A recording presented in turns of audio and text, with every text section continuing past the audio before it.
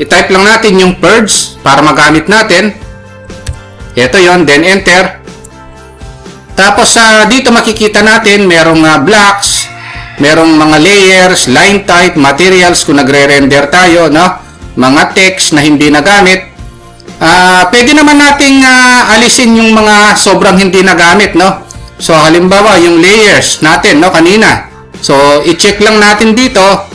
And then yung mga hindi naman kailangang i-purge, no, pwede nyong i-uncheck, no? And then pwede nyong pindutin ito, purge check items, no? So click natin ito. Tapos purge all check items, click lang. Ayun na yon, no? So tingnan natin kung ano yung mangyayari, then i-close natin. Ngayon kung titingnan natin itong layer mga boss, ayun, no? Kanina merong roof yan, tapos merong objects, tapos merong DW or doors and windows. Ngayon wala na. So ibig sabihin dinilit, no? Pagka nag-purge tayo. So yung mga hindi na-apply o hindi nagamit na layer, aalisin niya. Yung mga hindi nagamit na blocks, yung mga hindi nagamit na text style, aalisin niya.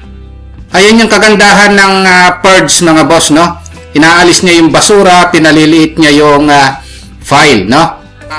Iba't ibang view o multiple view ng AutoCAD. I-type lang natin yung VP or viewports. Ito, pindutin lang natin yung viewports na ito.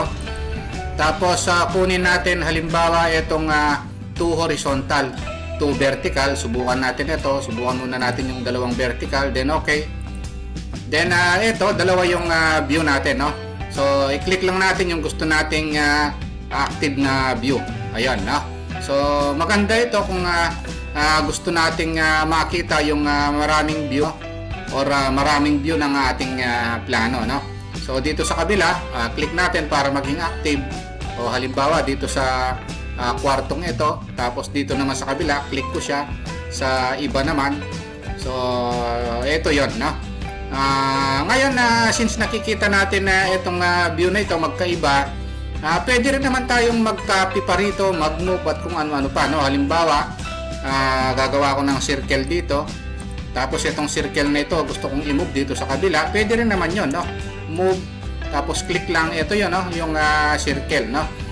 Nagagawa pa rin naman natin yung normal commands na ginagawa natin kahit na sabihin natin multiple view ito, no? So halimbawa gawa ko ng circle, i-copy ko siya, copy, click, tapos pindutin ko lang yung paglalagyan kong view, o click lang, ito yon, no? Pwede pa rin nating i-zoom, pwede rin nating i-pan, no? So maganda itong view ito. Ngayon kung gusto nating gawing isa lang yung view, kunin natin yung viewports, tapos single ang pindutin natin. Then okay. So magiging single uli, no, yung view natin, no. Ngayon kung gusto nating tingnan yung ibang view, VP uli, tapos pindutin natin yung viewports. Meron dito halimbawa itong 3 right, 3 left.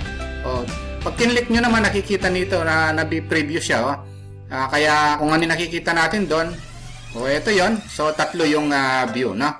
So mas malaki itong view sa right, no? Dito naman sa left, meron siyang dalawang view na maliliit. Ito yon, no? So punta ako sa kabila. So ito. So tatlo yung view natin, no? So dalawa dito sa left at saka isa dito sa right, no? 3. Tapos sa VP uli, tapos sa viewports uli. So kung gusto nating apat yung view natin, no? So ito equal, no? For equal siya, then okay. So apat yung view natin. So pwede nating tingnan yung mga part ng plano natin na iba-ibang view, no?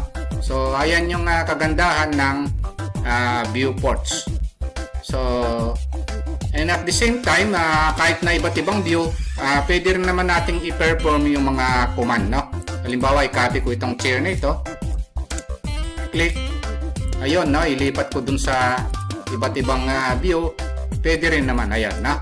Kaya maganda ito, no? Lalo na kung malalaki yung plano na ginagawa natin, no? Kung gusto nating ibalik sa dati, VP uli. Tapos sa viewport. So, kunin natin yung single. balik siya sa single view. Kung nagustuhan nyo itong video natin mga boss, no, wag nyo po sanang kalimutang pindutin muna pala, no, yung subscribe, no, dito sa maliit pa lang nating channel. Isama nyo na rin po yung like at saka notification bell. Thank you very much at God bless po sa inyong lahat.